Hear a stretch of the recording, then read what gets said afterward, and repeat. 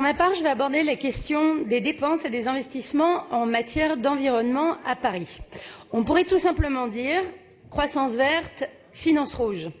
Finance rouge parce qu'on empile des mesures avec de l'argent que l'on n'a pas et de l'argent que l'on n'a d'ailleurs même pas l'intention de trouver. Pas loin de 500 mesures sont énumérées dans le nouveau plan climat qu'on a présenté le mois dernier, et pas des moindres. On vise 100% d'énergie renouvelable, des consommations énergétiques divisées par 2, 1 million de logements et 50 millions de mètres carrés de commerce éco-rénovés. C'est super, mais tout ça, ça coûte très très cher. Combien ça va coûter au total? Qui va payer? Ça reste un mystère.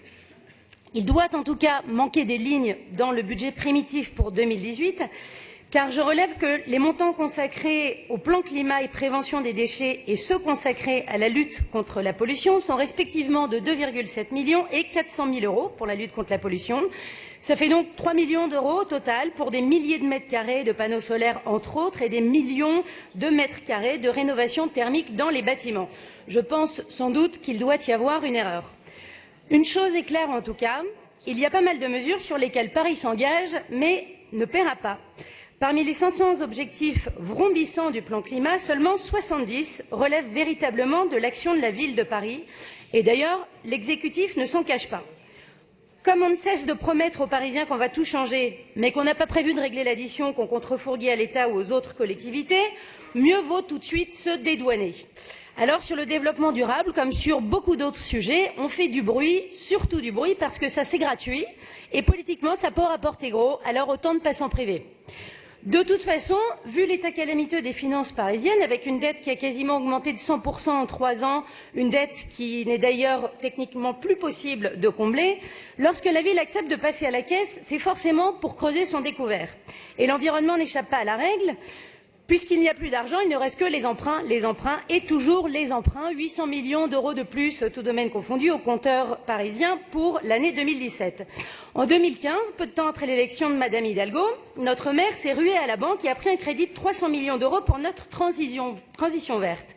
C'était l'époque de la COP 21 et c'est vrai que c'est un peu gênant à ce moment-là d'afficher un budget nul et une impotence financière totale en matière d'action environnementale.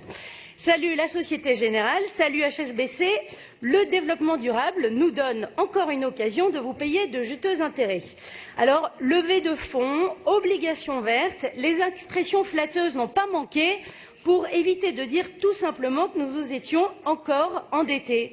Mais comme il s'agit d'écologie, il est très important d'employer des mots qui soient jolis parce que ça donne l'impression que c'est moins grave. C'est vrai que obligations vertes, ça sonne mieux que grosse dette. Madame Hidalgo a même été jusqu'à se féliciter du fait que la ville paierait moins d'intérêts que l'État pour des emprunts de même type. C'est vrai qu'une couche de plus à notre statut de super créancier, c'est une excellente Noël. Alors, pas question de critiquer les motifs de cet emprunt.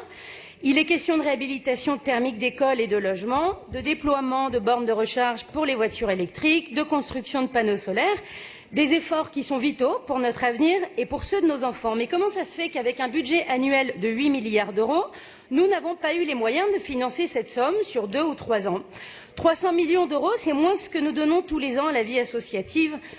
Le développement durable n'est-il pas une cause au moins aussi essentielle? 300 millions d'euros, il va faire.